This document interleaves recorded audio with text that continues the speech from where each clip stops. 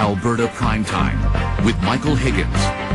Welcome to Alberta Primetime. Ahead tonight, our politics panel on fallout from the Prime Minister's emergency meeting with the premiers. But first, a plan to ramp up youth recovery.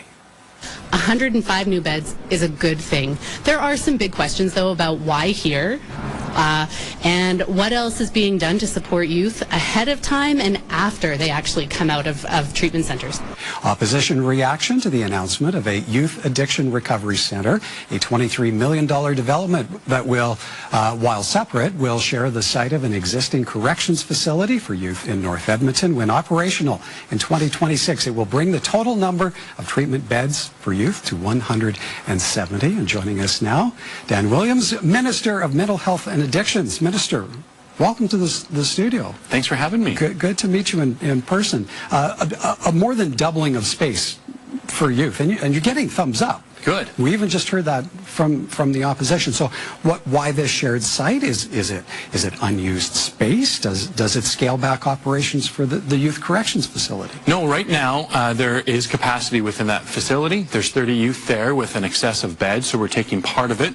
We're doing a full renovation. It's $23 million being invested on it. So this is changing it from something that was focused on corrections to now something focused on healthcare and healing and healthcare for youth in particular who are suffering from this deadly disease of addiction. Those $23 million are going to be bringing over 105 new spaces. That means approximately 300 families a year get to have their family member who are trapped in this deadly disease of addiction now get access to life-saving treatment and recovery. How do you respond to concerns that there might be a perceived association between addictions treatment, addictions recovery, and corrections? Even the possibility of stigma where the youth themselves are concerned by being in that proximity. Yeah, so I'm a Minister of Health. I'm not a Minister of Justice or Public Safety.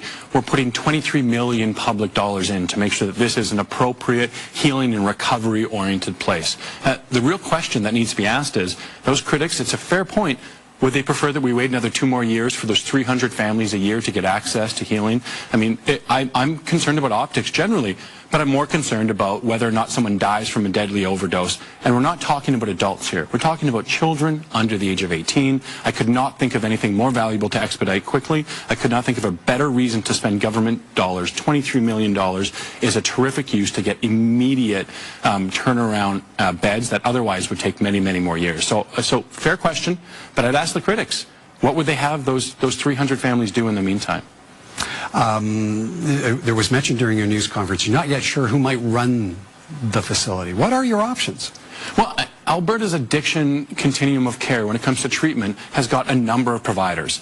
Much of the space for addiction treatment is done by not-for-profits and third parties. I mean, before the government was in the addiction treatment space over the last decade, before we knew recovery was the one path out of the addiction crisis, there were many, many private operators that were working. And these private operators are not-for-profits, for example, like Fresh Start in Calgary, a number here in Edmonton as well, across the province. So that's an option. I'm very happy to have Recovery Alberta, the newly established arm that used to be AHS that deals with mental health and addiction, to work in the space as well. That's my leading candidate, but whoever it is that operates this needs to buy in, not just in principle, but right down to the very culture of every individual in the idea of recovery, the idea that every Albertan, especially our youth who are vulnerable, deserve an opportunity at recovery. Because the alternative to recovery is, I think, unconscionable and too difficult to imagine for us.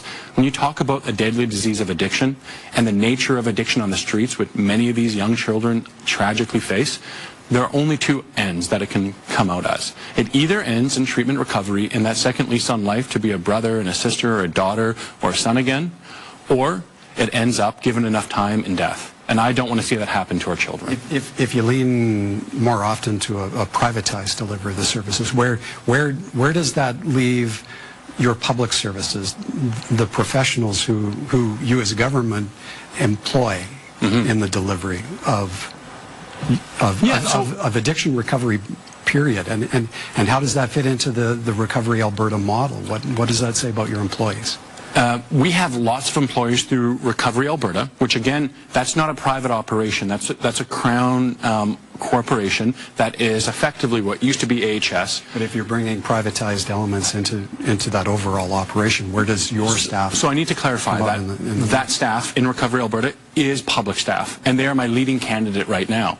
I will say, if they're not interested in the Alberta recovery model, then we'll have to look at others. If they're opposed to the idea of recovery for youth, then we'll have to look at that, if that's what I'm hearing publicly from commentary from union representation. But that being said, if it ends up being a third party, a not-for-profit, say, then we see that already across the province. I'm going to look for the best possible care for the youth. That's my priority. My job is to make sure children who are suffering get access to addiction treatment. And anybody that wants to partner with me on that is a part of my coalition.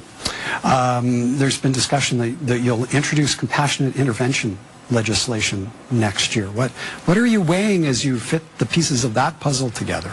Yeah, it's a great question.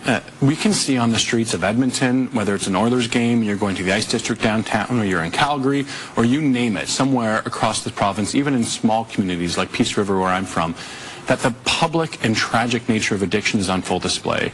And we need to have a societal response to that. Part of that means there's a small group of people that overdose and are a danger to themselves or others regularly. I mean, we had one individual, tragically, Mike, who overdosed 186 times last year.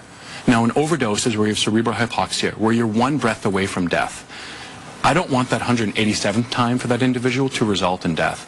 So as a society, this compassionate intervention legislation says if someone is a danger to themselves or others as a result of their addiction or drug use, then we as a society are going to intervene.